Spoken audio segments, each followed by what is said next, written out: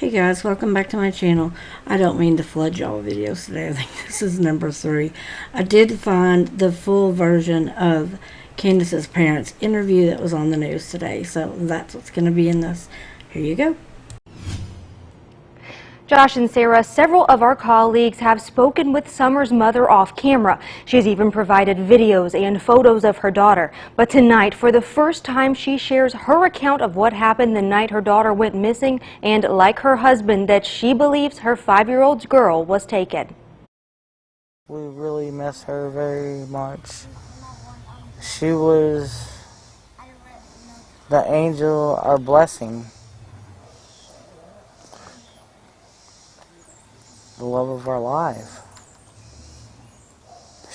She's what made our world go around. It's been 13 days since Candace Bly and Donald Wells last saw their 5-year-old daughter, Summer. I'm just scared that somebody's hurting her, and there's nothing I can do about it, and it smothers me. As the almost 2-week-long search through the rough terrain scales back, Summer's parents say they believe someone took their daughter. Personally, I think someone came up here and grabbed her and ran down the hill. I think so, and too. Threw her in a car and drove as far away as they could from this area. I know she didn't walk away from this property by herself or off this yard by her swing.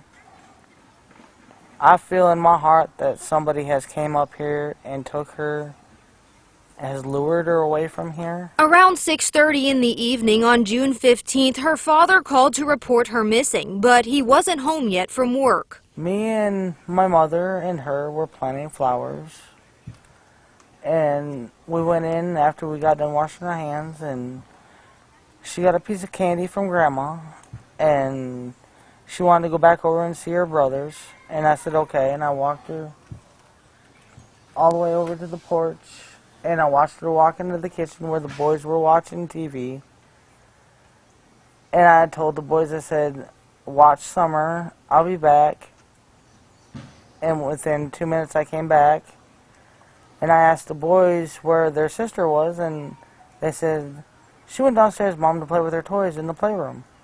I said, okay. And I yelled downstairs for her a couple times, and I didn't get no answer, which was unusual because usually she always answers me. And so I went down there to check, and she was nowhere in sight. She was just gone. Summer has 3 older brothers. When they get out of line, she'd put them in line. Her parents say she loves princesses, especially the movie Frozen, and to be outside. She loves to dance.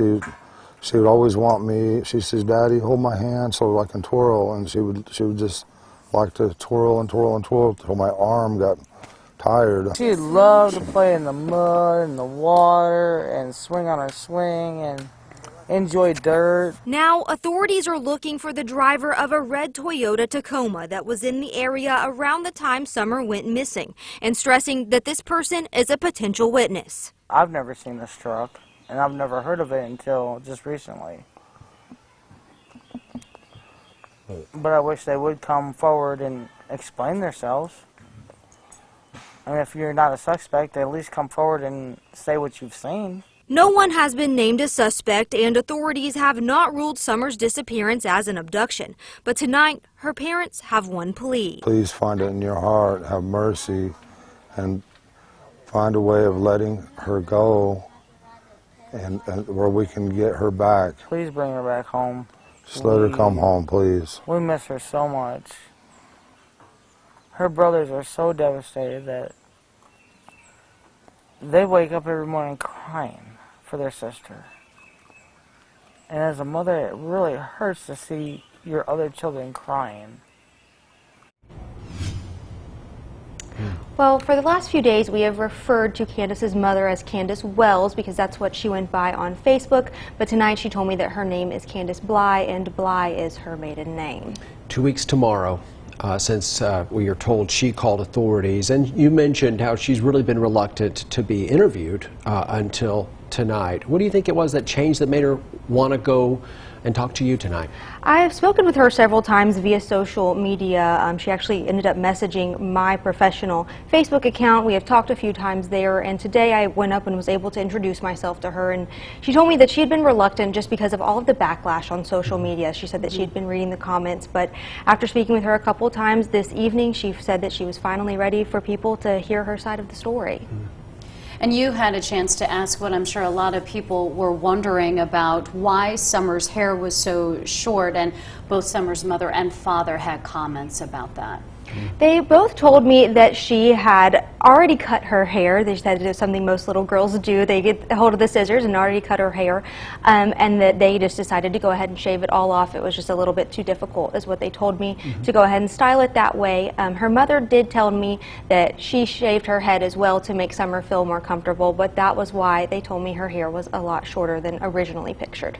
Ansley, Daniel, something that a lot of us have been waiting for, hearing from Summer Wells's mother. It's something that we all wanted to hear, and you got that opportunity. Absolutely, and tonight, like I said, both of them had their plea. They wanted, who they say believe took their daughter, they want her to come home. They just want that person to bring her home. All right, Ansley, thank you. Absolutely. And you can watch more of Ansley's interview online at WJHL.com. You can also follow the search for Summer Wells there as well. So that was the interview, the full interview. Thanks for who pointed it out that it was out now. Now it's like 3 o'clock in the morning, and I was gonna just re-edit the other video and re-upload it, but I was like, nah, never mind. I'll just make a separate video. That way, if anybody just wants that and not all the other stuff, they, here it is. I don't have a ton of thoughts on this. It's nice that she's gone out in the public now and has made a statement. People can put eyeballs on her and listen to what she says. I don't know that this interview would change anybody's mind, either way, positive or negatively. I think it's a pretty neutral interview. I don't think she's a good interview person, if that makes sense. But anyway, I'm not going to tear it apart and be like, oh, that's a red flag, or I don't think she's lying, or, I'm not going to do it.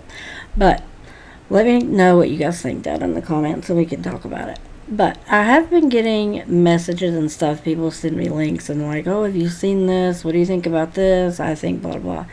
And I'm just going to kind of briefly touch on it, and it's regarding the minors in this case, as in Summer's brother and another. Let's put it that way. I'm not going to put anybody's name out here.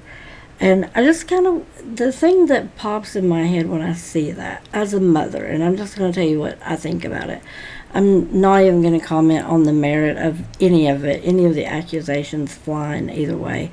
But I just kind of want to say, remember that these are minors. They're still in school. All of the people involved, underage, are going to be going back to school in a couple of months.